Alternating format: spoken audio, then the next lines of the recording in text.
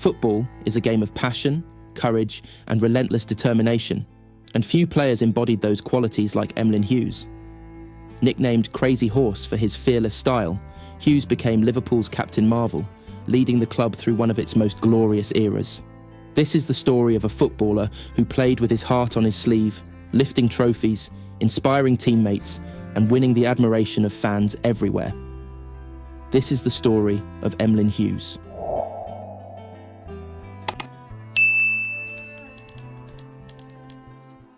Emlyn Walter Hughes was born on August 28, 1947, in Barrow-in-Furness, a rugged industrial town in Cumbria.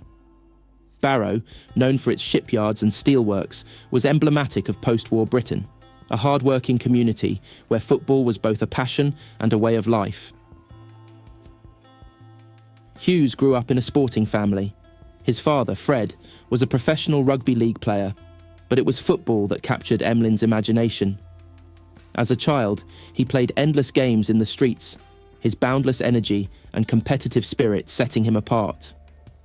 It wasn't long before scouts began to notice this dynamic young player. In 1964, at the age of 17, Hughes signed his first professional contract with Blackpool. It was the beginning of a journey that would take him to the pinnacle of English football. At Blackpool, Hughes showed promise as an all-action midfielder, combining tenacity with skill. But his destiny lay elsewhere, and in 1967, one of the greatest managers of all time came calling. In 1967, Bill Shankly, Liverpool's legendary manager, signed Emlyn Hughes for £65,000. Shankly saw something special in the young midfielder, an unyielding determination and a winning mentality.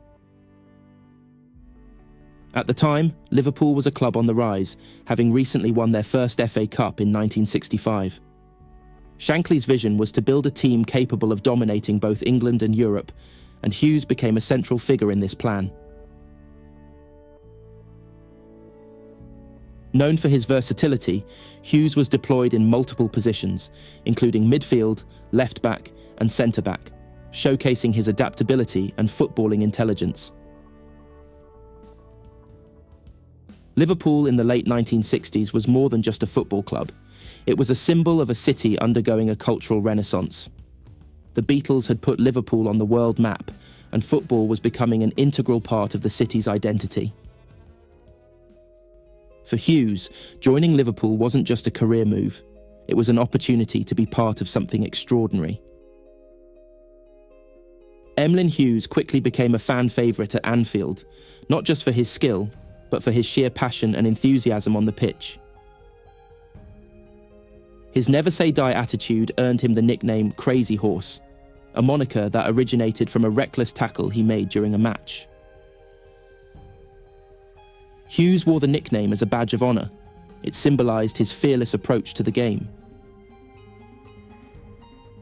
As Liverpool began to climb the ranks of English football, Hughes's influence grew. His boundless energy, tough tackling, and ability to drive the team forward made him indispensable. Whether bombing down the left flank or shutting down the opposition's best attackers, Hughes was the embodiment of Shankly's vision. The early 1970s saw Liverpool begin their ascent to greatness. They reached the FA Cup final in 1971, narrowly losing to Arsenal in extra time. Though disappointed, Hughes and his teammates were determined to come back stronger.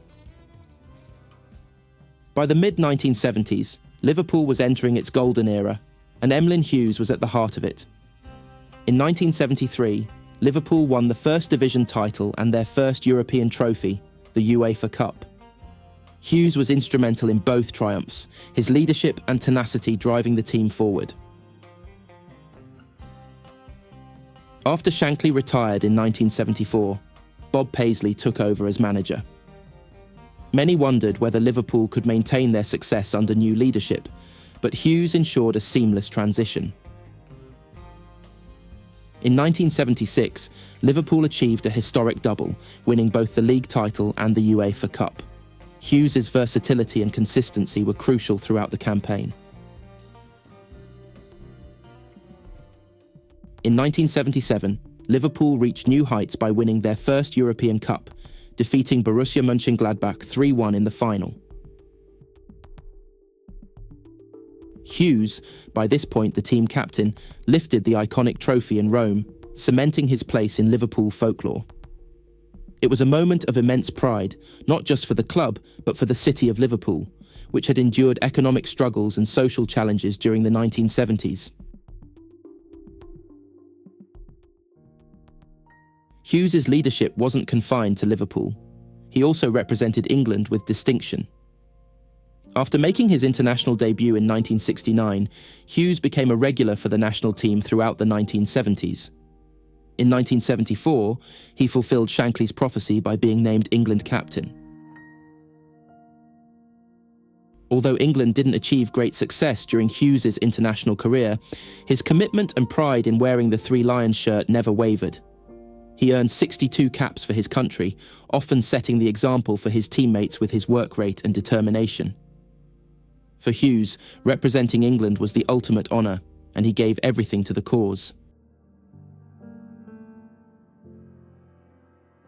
As the 1970s came to a close, Liverpool continued to dominate, and Hughes remained a key figure. In 1978, he lifted the European Cup for the second time, following a 1-0 victory over Club Brugge at Wembley. Hughes's leadership and experience were invaluable as Liverpool cemented their status as one of the greatest teams in football history.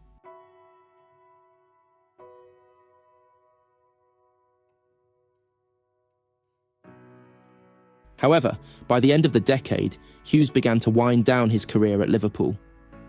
In 1979, after 12 years and over 600 appearances for the club, he left Anfield to join Wolverhampton Wanderers. Though his time at Liverpool had come to an end, his legacy as one of the club's all-time greats was secure.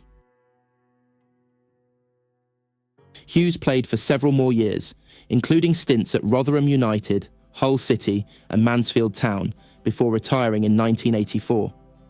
But his impact on the game went far beyond his playing career. He remained a beloved figure in football, known for his infectious personality and deep love for the sport.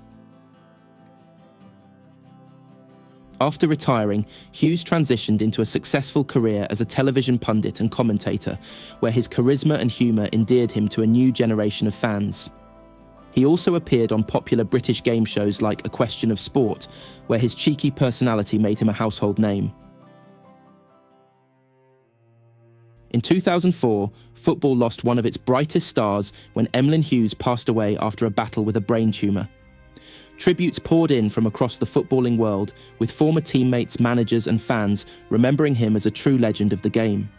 Liverpool fans, in particular, mourned the loss of a man who had given everything to their club, both as a player and as a captain. To this day, Hughes is remembered as one of the greatest players in Liverpool's history.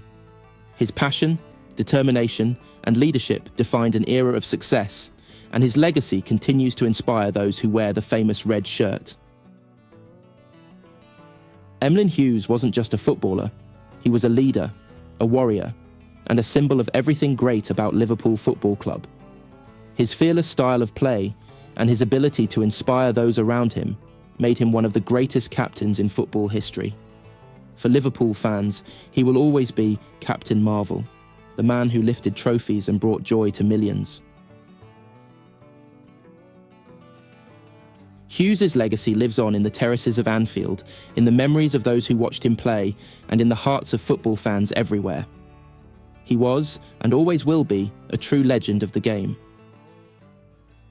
Emlyn Hughes, Liverpool's Captain Marvel, a national icon and a footballing legend.